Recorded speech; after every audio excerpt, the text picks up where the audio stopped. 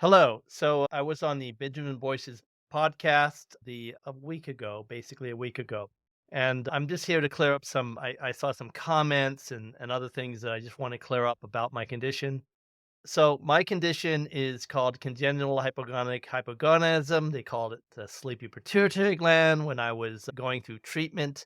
It's basically a condition that has causes the pituitary gland to stop functioning so I do not go through puberty.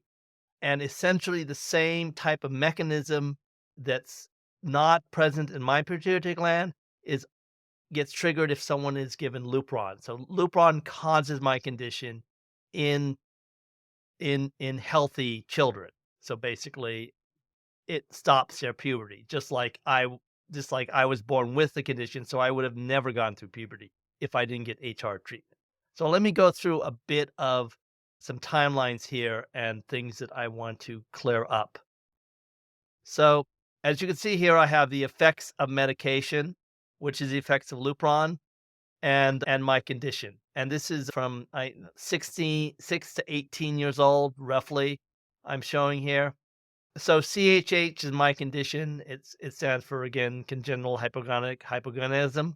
I remain at Tanner stage 1 throughout my entire life. It may progress to Tanner stage 2 depending on how much hormones are present, but pretty much stays pre-adolescent for the entire time. Gender affirming care, if they're going to implement Lupron, it starts around Tanner stage 2. That's around 11 or 12. So I'm still at Tanner stage 2 and they start on Lupron. So both groups, CHH and affirmative care, are basically stopped before puberty has really started going. So neither of these people have gone through adolescence, they've not gone through the change, they have not their sexual function is not started. All those things are true between these two groups. The bottom one is Lupron when it's given, which is an often cited case where precocious puberty and Lupron is given, and this is a case where it's actually paused. So it so if puberty starts too early, they just pause it until around a appropriate time for puberty to begin. So they pause it. Okay. So So they pause with precocious puberty, they pause it around, 4 or 5 years old and push it to a more appropriate time where the puberty blocker is discontinued, and this is where they get the reversible stuff. That's why puberty blockers are reversible, because they are mostly reversible, about 90% in precocious puberty. But again, they discontinue it around 9 years old.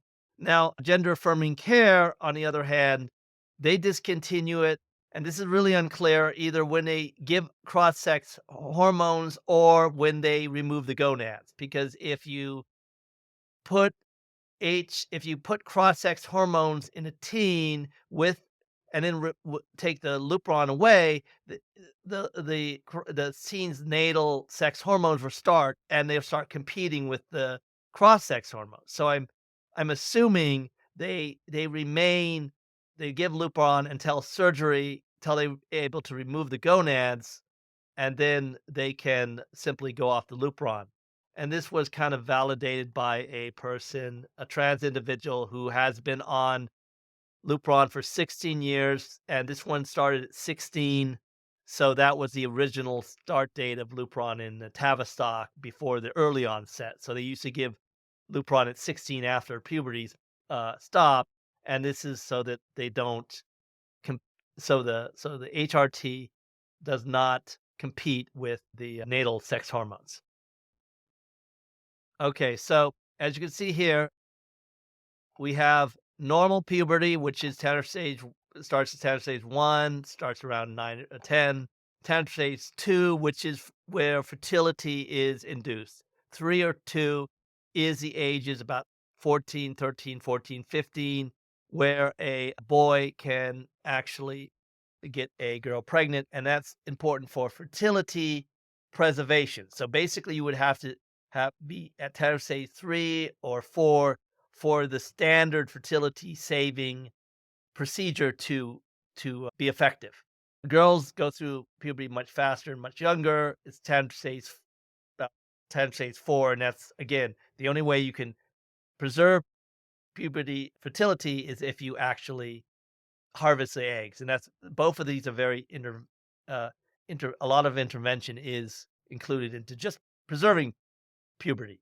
So my condition CHH remains at tender stage 1 throughout my entire life until HRT given, the same my natal to replace my natal sex hormones, which then I go through puberty around I went through around 16. They figured that one out around 16 years old, so I was able to go through puberty around then. So I skipped all of this. So I skipped the normal stages where puberty is started. So I was not able to go with my peers through puberty, and this will become very important in a few slides. And again, gender affirming care, same thing. They're not able to go through puberty along with their boys or girls. Okay.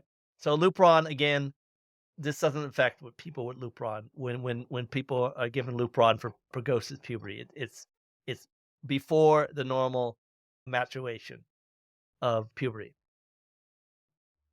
So gender affirming care always is compared to precocious puberty, but again, these are two separate stages. They don't have any corresponding. It's just it's used because Lupron is used in this group as well, and it's kind of but they never tell you the details that these people go through puberty, and that's not the point. Gender affirming care stops puberty at the point of when puberty is supposed to begin. And again, this is Jack. He is a well-known gender affirming care doctor. He works at the same place I went for treatment in the 80s. He says puberty blockers do not cause infertility. They've been used for decades for precocious puberty with intact fertility. So he's talking about this bottom group, but they go through puberty. They just pause the puberty for a more appropriate time. So again, with precocious puberty, again, it's discontinued before the normal puberty is supposed to begin. So precocious puberty doesn't have any problems with fertility. They have other issues, but they don't have fertility problems.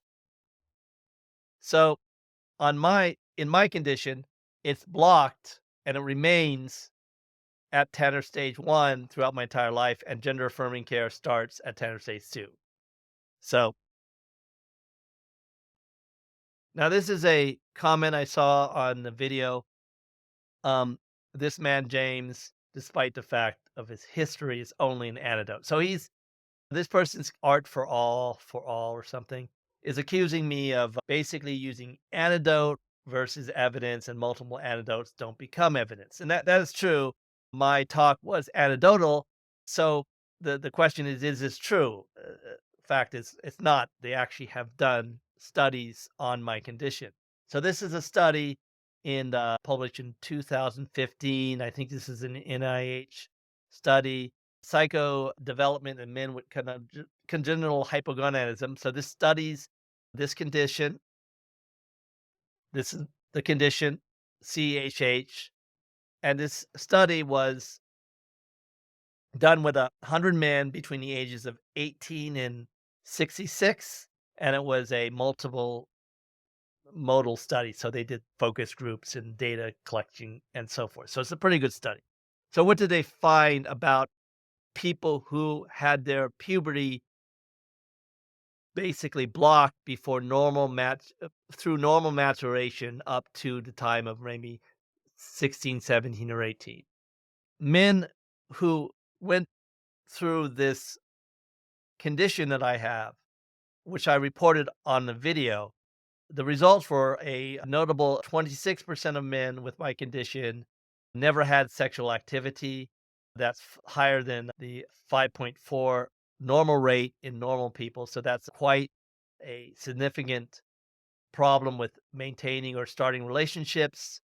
A majority of us reported teasing, which is normal. You've heard trans people talk about teasing when their bodies are different.